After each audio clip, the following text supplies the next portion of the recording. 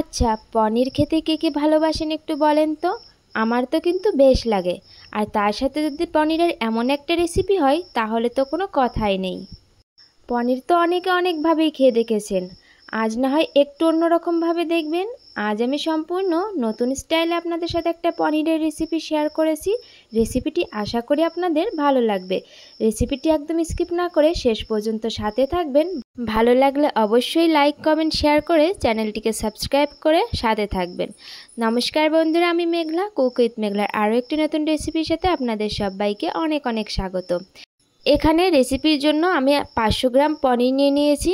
পনিরটা আমি ঘরে তৈরি করেছি, আপনারা চাইলে মার্কেট থেকে কিনেও নিয়ে আসতে পারেন বা ঘরে তৈরি করে নিতে পারেন। পনিরটা যেহেতু ঘরে তৈরি করা অনেক বেশি সফট হয়েছিল পনিরটা। মার্কেটের পনিরের তুলনায় কিন্তু ঘরে তৈরি করে নিলে পনিরগুলো খেতে অনেক বেশি ভালো লাগে। আপনারা চেষ্টা করবেন অবশ্যই ঘরে তৈরি করে নেওয়ার। পনিরগুলো আমি পিস পিস করে কেটে নিচ্ছি। আমি এখানে কিউব করে পনিরের শেপগুলো দিয়ে নেব। আপনারা চাইলে আপনাদের পছন্দ মতো পনিরের শেপগুলো দিয়ে নিতে পারেন। এই যে দেখুন, আমি একদম কিন্তু বড়ও করছি না বা একদম ছোটও করছি না। আচ্ছা, আপনাদের বলি, আমার কিন্তু পনির কাটতে বেশ ভালো লাগে। আপনাদের কার কার ভালো লাগে কমেন্টে একটু জানাবেন তো। পনিরগুলো এবার আমি ভেজে নেব। তার জন্য কড়াইয়ে দিয়ে দিলাম পরিমাণ মতো সরিষার তেল। তেল একটু গরম হয়ে আসলে এর মধ্যে দিয়ে দিলাম সামান্য পরিমাণে লবণ, সামান্য পরিমাণে হলুদ। হলুদ আর লবণ দিয়ে পনিরগুলোকে আমি একে একে দিয়ে দেব। দিয়ে পনিরগুলোকে ভেজে নেব। পনিরগুলোকে ভাজার সময় একটা কথা মাথায় রাখবেন, পনিরে কিন্তু দ্রুত কালার চলে আসে, যার জন্য মিডিয়াম টু লো হিটে ভাজার চেষ্টা করবেন। হাই হিটে ভাজতে গেলে কিন্তু পনিরগুলো পুড়ে যেতে পারে। পনিরগুলো ভাজা শেষে তুলে নিয়েছি। এবার ওই একই কড়াইয়ের মধ্যে দিয়ে দিলাম কিছুটা পরিমাণে জিরা।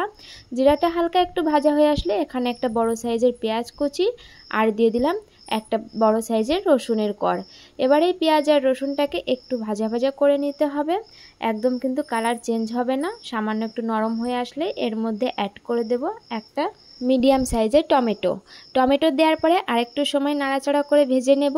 এবার এর মধ্যে আমি অ্যাড করে দেব স্বাদ মতো লবণ দিয়ে একটু সময় ভাজা ভাজা করে নেব। এতে করে কিন্তু পেঁয়াজ রসুন আর টমেটো সব কিছুই বেশ ভালোভাবে নরম হয়ে যাবে। এবার এর মধ্যে অ্যাড করে দেব পরিমাণ মতো হলুদ গুঁড়ো, 1 চামচের মতো ধনে গুঁড়ো, স্বাদ মতো লঙ্কার গুঁড়ো আর কিছুটা গরম মশলার গুঁড়ো। মশলা কষানোর সময় কিন্তু গরম মশলা দিলে টেস্ট অনেক বেশি ভালো আসে। এবার সব কিছু আমি একটু ভালো করে ভেজে নেব।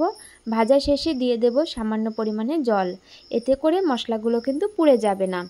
জল দেওয়ার পরে মশলাটাকে আরেকটু সময় ভেজে নেব যতক্ষণ না জলটা শুকিয়ে আসছে। মশলার জল শুকিয়ে আসছে, এবার নামিয়ে নিয়ে ঠান্ডা করে নিতে হবে। ঠান্ডা করে পেস্ট করে নিতে হবে। তারপরে আমি এবার একটা কড়াইয়ে আরও কিছুটা পরিমাণে দিয়ে দিলাম সরিষার তেল।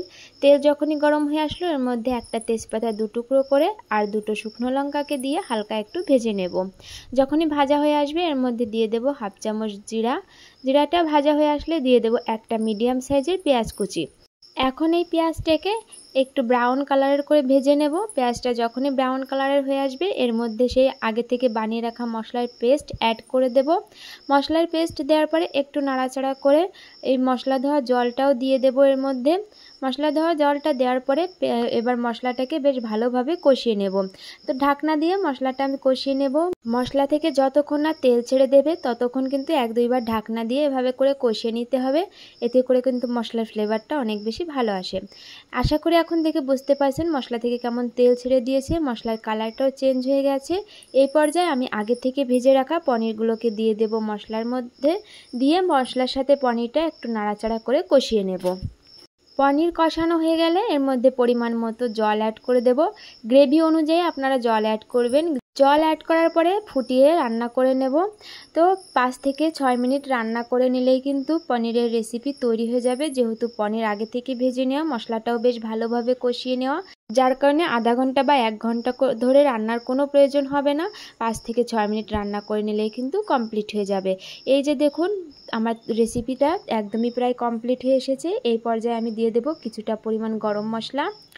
নামানোর আগে অবশ্যই কিন্তু ঝাল লবণটা টেস্ট করে নিতে হবে, কম থাকলে অবশ্যই অ্যাড করে দিতে হবে। তো আমি সব কিছু টেস্ট করে নিয়ে একটু নাড়াচাড়া করে এবার নামিয়ে নেব। তো আজকের আমার পনিরের রেসিপিটি আপনাদের কেমন লাগলো অবশ্যই কমেন্টে জানাবেন। ভালো লাগলে লাইক কমেন্ট শেয়ার করতে একদম ভুলবেন না। আর ভিডিও সকল নতুন ভিউয়ার্সদের কাছে ছোট্ট রিকোয়েস্ট, অবশ্যই চ্যানেলটিকে সাবস্ক্রাইব করে পাশে থাকা বেল আইকন বাটনটি প্রেস করবেন, যার কারণে আমার নতুন ভিডিও আপলোড দেওয়া মাত্রই আপনার কাছে নোটিফিকেশন পৌঁছে যাবে। ভিডিও শুরু থেকে শেষ পর্যন্ত সাথে থাকার জন্য সকলকে অসংখ্য ধন্যবাদ। সবাই সুস্থ থাকবেন, ভালো থাকবেন। দেখা হচ্ছে আবার একটা কোনো নতুন রেসিপির সাথে। ততক্ষণের জন্য টাটা।